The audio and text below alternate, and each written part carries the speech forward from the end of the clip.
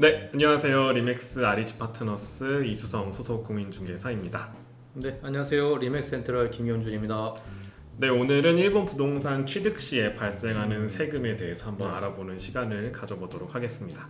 제가 포스팅을 작성한 게 하나 있거든요. 그 네. 포스팅을 같이 보면서 네, 네. 여러분께 설명을 해드리도록 하겠습니다. 네, 아무래도 그 해외 부동산을 매입하신 분들이 제일 궁금해하는 게 그렇죠. 세금이죠. 네. 네. 결국에 세금도 자기가 내야 되는 그렇죠. 돈이니까요. 네. 네, 국내 부동산과 마찬가지로 일본에서도 부동산을 취득, 보유, 양도할 경우에 세금을 납부해야 합니다. 그래서 오늘은 그렇죠. 취득할 때 부과되는 4가지 주요 세금에 대해서 알아보겠습니다. 자, 크게 4가지가 있습니다. 부동산 취득세가 있고 인지세, 그다음에 등록면허세, 소비세가 있겠습니다. 매매 또는 증여, 교환 등으로 토지 및 건물을 취득한 때 부과되는 도도부연세입니다. 단 상속한 경우에는 과세하지 않습니다. 자, 부동산을 취득한 일로부터 60일 이내에 도도부연 세무서에 신고해야 합니다. 자, 여기서 먼저 도도부연에 대해서 간단하게 설명을 해드려야 될 것 같아요. 네, 그렇죠. 자, 도도부연은 일본의 광역자치단체인 도, 뭐 유명한 거는 도쿄도가 있고요. 그 다음에 또 도가 있는데 유명한 건 홋카이도가 있습니다. 그 다음에 부, 그 다음에 오사카부, 교토부가 이 부에 해당하고 현이 있습니다. 나머지 43개 지역을 현이라고 합니다. 자, 이 도도부연이라고 하는 것도 알아두시고, 자, 취득세는 도도부연세입니다. 보면은 고정자산세 평가에 곱하기 세율 4%입니다. 네. 자, 여기서 4%는 꼭 정해져 있는 건 아니죠, 대표님? 그렇죠. 뭐 일단은 기본 세율은 4%로 되어 있는데 이제 뭐 다양한 이제 경감 조치가 있어서 뭐 실제로 실제 세율은 뭐 3% 된다든지 뭐 그런 여러 가지 특례 사항이 있습니다. 네. 그래서 지금 현재 같은 경우에는 2024년 3월까지 주택을 매입한 경우에는 3%의 네. 세율이 적용된다고 합니다. 그렇죠. 경감 조치는 저희가 계속 업데이트를 해드려야 되는 부분이기 때문에 네. 저희는 원칙인 4%라고 네. 생각하고 오늘은 그렇죠. 설명을 드리도록 네, 하겠습니다. 자, 취득세를 산정할 때 고정자산세 평가액 곱하기 4%잖아요. 그렇죠. 예. 먼저 고정자산세 평가액에 대해서 한번 알아봐야 될 것 같습니다. 네, 고정자산세 평가액은 고정자산세, 우리나라의 재산세에 해당하는 개념이죠. 네. 재산세에 해당하는 고정자산세를 결정할 때 기준이 되는 평가액입니다. 자, 보통 토지 같은 경우 시가의 약 70%, 자, 신축 건물 같은 경우에는 도급공사 금액의 약 50%에서 60% 정도라고 하네요. 자, 이 평가액은 물론 부동산 위치, 면적, 구조, 건축 연수에 따라 달라집니다. 네, 그다음에 고정자산세는 매년 납부하고요. 당해 1월 1일 기준으로 소유권이 등기된 소유자에 대하여 과세됩니다. 고정자산세 평가액하고 비슷한 개념이 우리나라에서는 그렇죠. 우리나라도 1년에 한 번씩 뭐 토지, 주택에 대해서 이제 개별 공시지가를 이제 받게 되잖아요. 네. 그거랑 똑같다고 보시면 됩니다. 그런 느낌이죠. 네. 그래서 취득세를 산출할 때는 매매가가 아니라 고정자산세 평가액을 네. 사용합니다. 헷갈리시면 안 됩니다. 네. 그래서 일본은 4%라더라. 취득세 아파트를 사면 뭐 4% 내야 된다. 뭐 물론 우리나라도 이제 지금 뭐 2주 3주택 되면 뭐 8% 10%까지 네, 가니까 그거에 비하면 뭐 그냥 그렇지. 우리 뭐 오피스텔 4.6%잖아요. 네네. 토지도 4.6%고 그런 것들을 생각하면 일본도 4%래 모든 게 4% 그러면 비싸네 그랬는데 생각하실 수 있는데 실제 그 일본의 그런 취득세 기준은 매입 가격이 아니다. 네. 그래서 그 자산 평가액을 가지고 하는데 그게 아까 우리 설명하신 것처럼 토지는 시가 보통 그 매입가의 한 70% 정도 되더라. 그리고 건물은 한 절반 가격에 그 정도가 가격이 거기 기준으로 해서 3%인데 거기에 또 경감 조치가 있다. 네. 네, 그러니까 실제 제가 보면 뭐 사례를 봐야 되겠지만 한 2% 정도 되지 않을까 매매 가격에 그렇죠. 실제로는 네 저는 그렇게 보면 2% 전후로 보면 되지 않을까 생각합니다. 네. 워낙에 경감 조치가 네. 잘 돼 있으니까요. 네. 네. 자, 취득세 다음으로 또 나오는 주요 세금 중 하나가 인지세입니다. 네.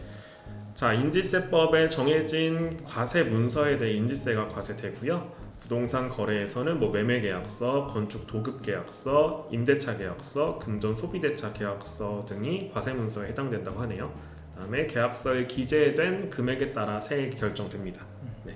규정된 인지를 계약서에 붙이고 소인하면 인지세를 납부한 것으로 되고요.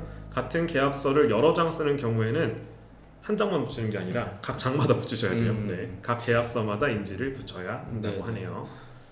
네. 그래서 뭐 인지세 같은 경우는 뭐 그렇게 우리나라도 이제 뭐 어떤 네. 관공서에서 뭐 서류 떼려고 그러면 인지세를 내고 가져오라고 하잖아요. 우리나라도 마찬가지 그 스탬프처럼 돼 있어서 이렇게 우표 같이 생겼잖아요. 그래서 딱 문서에 딱 신청서에 붙이면 그게 세금이죠.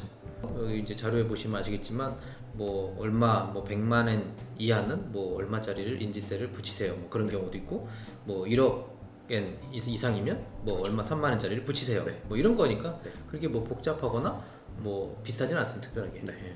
그래서 뭐 부동산 매매 계약 시에 인지세액이 나와 있고 도급 계약 시 인지세액이 나와 있습니다. 자, 그래서 예를 들어서 뭐 하루미 플래그를 여러분이 매입을 하셨다.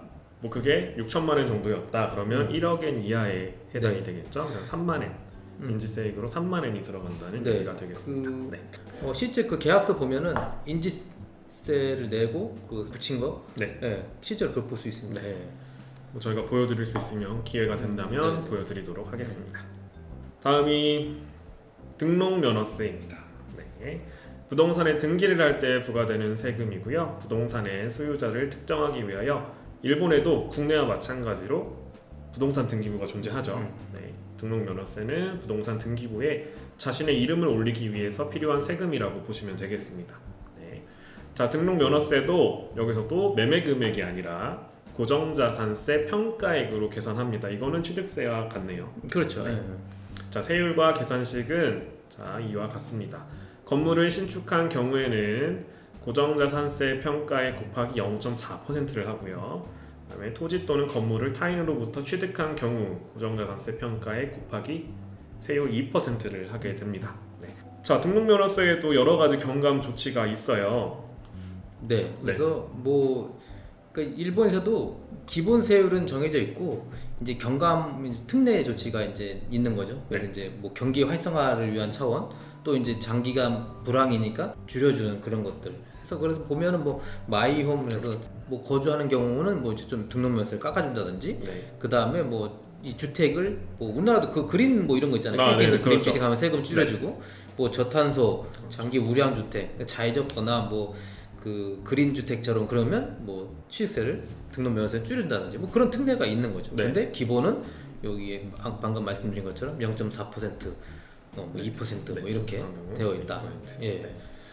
그래서 여기서도 뭐 여러 가지 경감 조치가 있고 그 여러분이 뭐 투자하실 때에도 거기에 해당될 수가 있겠지만 안 되는 경우도 있을 수 있기 때문에 그렇죠. 기본 세율인 2%, 그렇죠. 그다음에 신축할 경우에는 0.4%라고 알고 계시는 게 좋을 것 같습니다. 네, 괜히 세금이 늘어나면 기분이 안 좋거든요. 네, 최대한 좀 보수적으로 잡아놓으시는 게 좋은 맞습니다. 것 같아요. 최대한 네, 비싸게 일단 세금은 그렇게 산정을 해놓으시고 네. 그 다음에 이제 경감 조치에 따라서 달라진다는 부분. 그렇죠. 말씀드린 거는 이런 기본적인 틀만 기본으로 알고 계시면 투자 수익률을 계산할 때 어느 정도의 대략적인 계산이 나오니까요. 네. 진짜로 더 세부적으로 들어가면 그때부터는 완전 더 여러 가지 뭐 이렇게 그렇죠. 특례를 검토해야 되니까 네. 그거는 이제 그런 세무사님의 일이죠. 또 그쪽에 전문가가 계시니까. 그렇죠. 네, 그러면 등록면허세는 이 정도로 하고 이제 소비세 한번 보고 가겠습니다. 자, 여러분이 일본에 여행을 가셔서 뭐 돈키호테나 그냥 뭐 일반 상점에 가서 무언가를 사시면 소비세가 항상 붙죠. 그렇죠. 네, 소비세가 제가 일본에 있을 때까지만 해도 8%예요. 8%? 제가 있을 때는 5%였던 것 5%. 같아요. 이제 10%가 됐죠.